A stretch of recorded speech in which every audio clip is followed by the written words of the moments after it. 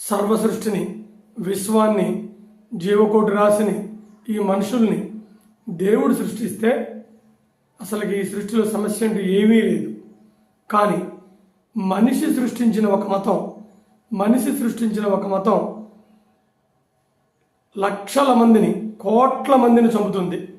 ఎందుకంటే ఆ మతాన్ని సృష్టించినోడు ఒక సోమరపోతు, ఆ మతాన్ని సృష్టించినోడు ఒక స్వార్థపరుడు, ఆ మతాన్ని సృష్టించినోడు ఒక కుట్రదారుడు. అందుకే ఇన్ని మతాలు లక్షల మందిని, కోట్ల మందిని చంపుతూనే ఉన్నాయి. అందుకే ఈ మధ్య సర్వేలో ఒక విషయం వెల్లడైంది. మలేరియా, మసూచి, కలరా, ఎయిడ్స్, క్యాన్సర్, రీసెంట్గా వచ్చిన కరోనా,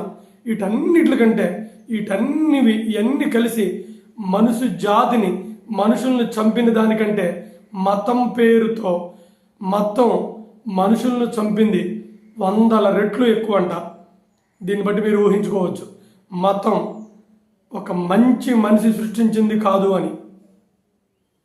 జై హింద్.